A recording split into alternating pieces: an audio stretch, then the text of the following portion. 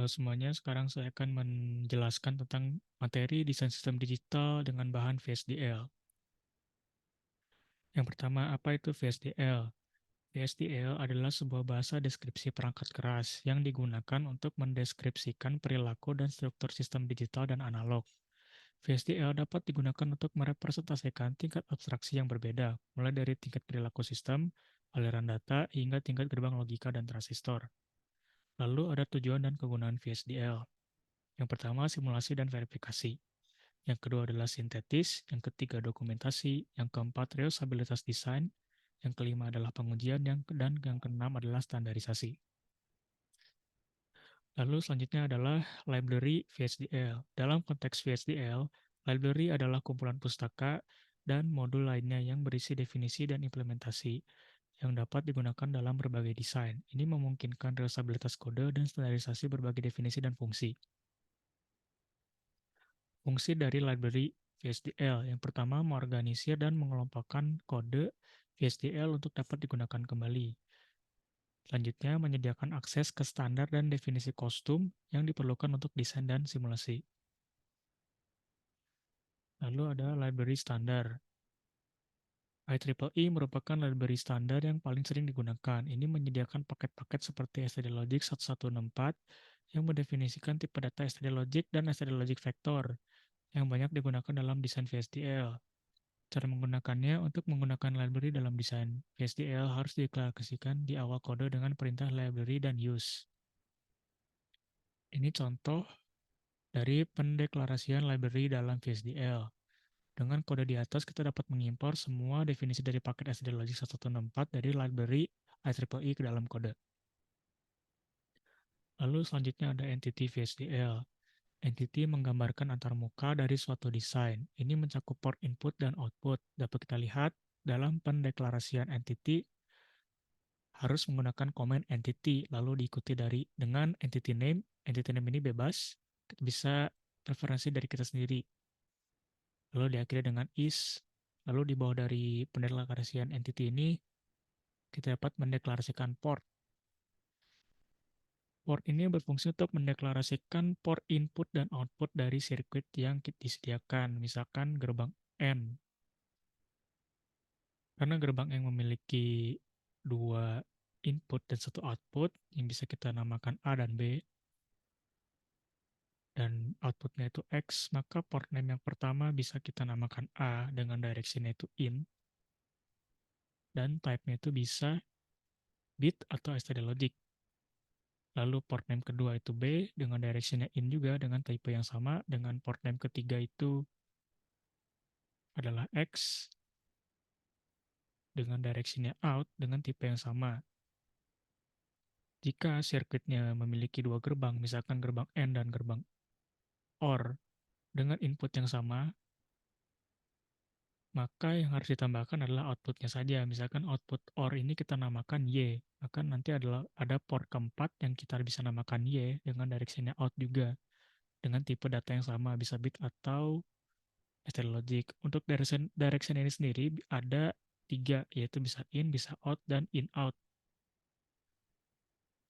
Lalu untuk mengakhiri deklarasi entity dapat diakhiri dengan N entity lalu entity name. Yang selanjutnya adalah arsitektur VSDL. Arsitektur mendefinisikan implementasi dari suatu entity. Kita dapat memiliki beberapa arsitektur untuk satu entity, tapi hanya satu yang akan aktif saat simulasi atau sintesis. Dapat kita lihat, ini cara untuk mendeklarasikan arsitektur dalam kode VSDL. Yang pertama, dengan command arsitektur itu sendiri diikuti oleh arsitektur name yang bisa kita namakan sesuai dengan preferensi masing-masing. Lalu of entity name. Of ini digunakan untuk perujukan dalam entity yang sudah tadi kita deklarasikan namanya dari sini. Lalu is, lalu di bawahnya kita dapat mendeklarasikan misalkan sinyal, tipe, konstanta, atau komponen. Lalu selanjutnya ada begin. Begin ini digunakan untuk perilaku atau struktural dari suatu sirkuit atau kode VSDL itu sendiri. Lalu deklarasi arsitektur dapat diakhiri dengan end arsitektur dan diikuti oleh arsitektur name yang sudah tadi kita namakan. Lalu selanjutnya adalah komponen declaration.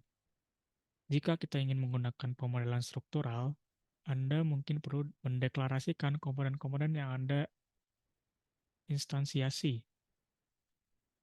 Dapat kita lihat, ini adalah contoh dari pendeklarasian komponen dari sirkuit yang memiliki dua gerbang, yaitu gerbang AND dan gerbang OR, dengan input A dan B, dan output X dan Y. X ini untuk output gerbang AND, dan Y ini untuk output gerbang OR. Dapat kita lihat, komponen yang pertama itu adalah komponen AND gate. Komponen ini adalah pendeklarasian terpisah dari gerbang-gerbang yang ada dalam sirkuit. Misalkan gerbang ini memiliki dua, misalkan sirkuit ini memiliki dua gerbang, maka komponen yang harus dideklarasikan itu harus ada dua. Berbeda dengan entity. Jika entity ini disatukan semua, port ini dipisah-pisah. Misalkan ini yang pertama itu AND gate dulu. Dengan port A dan B, direction-nya sama, tipenya sama. Ini untuk outputnya juga X, direction-nya out, dan tipenya juga sama. Lalu dapat kita akhiri dengan N komponen dan nama dari komponen yang sudah tadi kita namakan. Lalu komponen yang kedua itu ada komponen OR gate. Dari portnya A dan B sama, direction sama, dan tipenya juga sama. Lalu Y itu merupakan output dari gerbang OR itu sendiri dengan direction-nya out, lalu tipenya juga sama. Lalu dapat juga diakhiri dengan N komponen dan nama komponen yang sudah dinamakan. Lalu selanjutnya adalah proses declaration. Proses ini digunakan untuk mendeskripsikan perilaku sekuensial dalam model VSDL. Berikut merupakan contoh pendeklarasian proses A, proses dari sirkuit yang memiliki dua gerbang, yaitu gerbang N dan gerbang OR. Yang pertama, pendeklarasiannya itu adalah dengan command proses, kurung buka A, B. Ini maksudnya adalah input dari sirkuit yang telah disediakan atau sirkuit yang Anda buat gitu. Lalu diikuti dengan command begin. Lalu ini adalah command if else, if dan else. Untuk gerbang N itu sendiri, jika A sama dengan 1 dan B sama dengan 1, ini maksudnya jika inputnya adalah 1, 1, maka X output dari gerbang N sama dengan 1. Nah, ini perlu diperhatikan dalam VSDL itu, kurang sama dengan ini bukan kurang sama dengan. Jadi kurang sama dengan ini adalah sama dengan. Jadi ini itu sebenarnya sama. Lalu else X sama dengan 0. Jadi di luar inputnya 1, 1, maka outputnya ini nggak akan 1, maka bakal jadi 0. Misalkan gerbang N itu kan kalau inputnya 1, 1 baru outputnya 1. Di luar itu misalkan 0, 1 atau 1, 0 atau 0, 0, maka outputnya adalah 0 juga. Lalu untuk mengakhiri deklarasi if dapat digunakan komen and if. Ini berikut juga dengan gerbang OR, sesuai dengan logika gerbang OR itu sendiri. Lalu ada 3 gaya pemodelan VSDL. Yang pertama adalah data flow, yang kedua adalah behavioral atau sequential, yang ketiga adalah struktural. Yang pertama, data flow style. Kita bisa lihat ini contohnya dari XORget, ini saya ambil contohnya dari arsip, PPT arsip. Ini merupakan data flow style ini merupakan pemodelan paling mudah dari semua pemodelan VSDL karena kita hanya perlu melihat input dan outputnya saja dan tidak perlu mendeklarasikan komponen dan proses. Bisa kita lihat di sini contohnya XORget dengan input A dan B dan outputnya Q. Maka nanti di bawah begin yang arsitektur itu di sini kita bisa deklarasikan Q sama dengan A XOR B. Jadi ini itu sesuai nama gerbangnya saja. Misalkan gerbangnya N, maka A N B. Atau gerbangnya misalkan OR, maka ini A OR B. Jika gerbangnya not, ya berarti not itu kan hanya satu input dan satu output. Maka misalkan not itu misalkan inputnya A dan outputnya itu Q, maka Q sama dengan ini berarti dicoret aja, ini nggak ada, berarti not A langsung. Jadi tidak ada dua input, hanya ada satu output langsung not A. Tuh, misalkan untuk gerbang not. Lalu yang selanjutnya adalah sequential style. Ini contohnya lagi, XOR gate.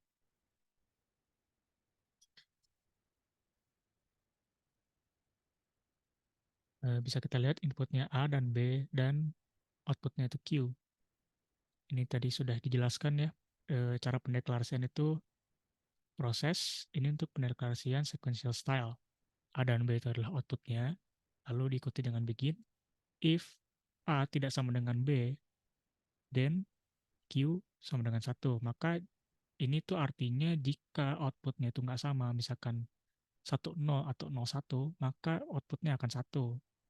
Di luar itu outputnya 0, misalkan inputnya 00 atau 11, maka Q-nya itu akan 0.